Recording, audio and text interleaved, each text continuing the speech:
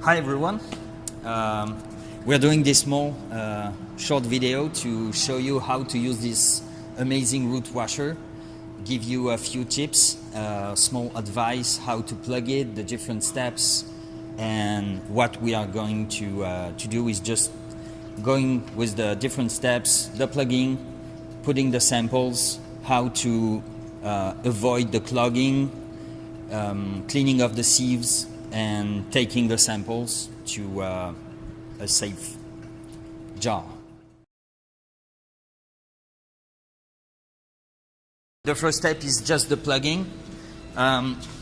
We have a water hose that goes here.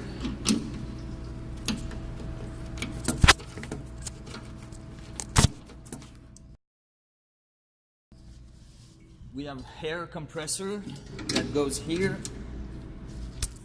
So you need to have an air compressor. The best way is eventually to have an automatic one or a very big one, because you can use the machine for several hours. Once everything is plugged, you can put the water pressure and the air pressure, and we're gonna put the right amount of pressure afterwards once the all set is done. So yeah, the principle is to put the sample in those columns. There is water flux here and air flux here. So we're gonna have to settle the pressure, set the pressure for both water and air. And you have inside the machine two small manometers to set the pressure. And we have to be sure that the pressure is stable during the whole process. So you're gonna have to look at it several times inside the process.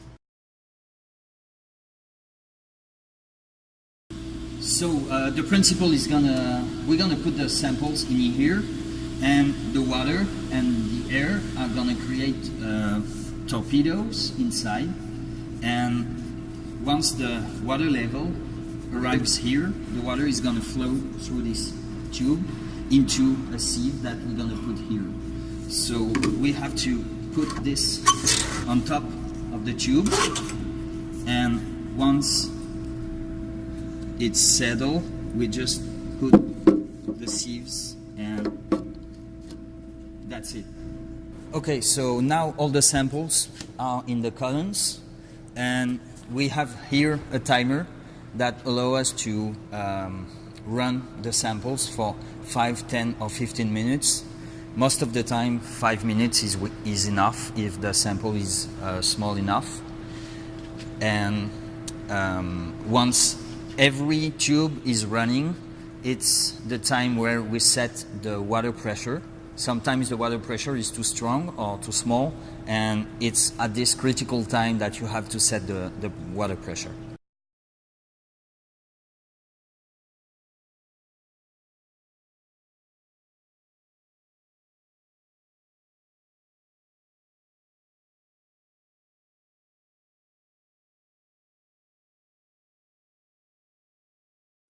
Okay, so after around 5 minutes, the sample is ready.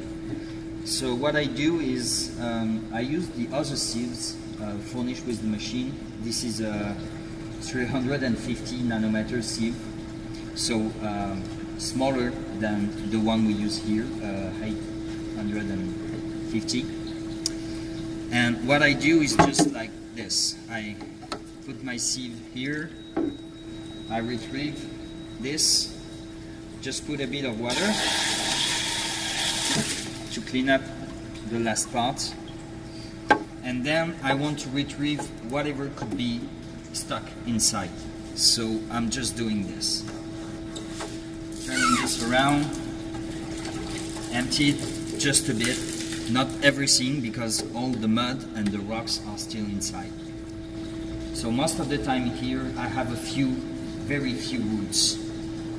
Sometimes big chunk of roots that just get blocked inside, and I just put the sieve on the other one and empty it. I put this back. I then remove this upper part, and I use the same sieve again to empty the column inside. It's not really important to do that, it's just because sometimes you could have some roots that stay in the column and you can catch it with this smaller sieve.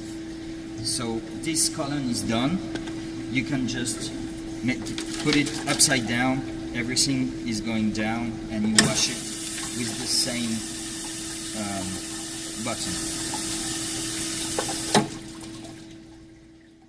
Okay, so that's it for the sample manipulation. Once you're done, you just have to wash your different sieves. Be sure to wash your column, so just put a bit of water inside and shake it a bit. Sometimes you could have small rocks stuck inside. You just unplug everything, you can store it back. In this you have a lot of mud and rocks, so at some point be sure to empty it, so the machine is become way too heavy to move. And that's it for today. Have fun with it.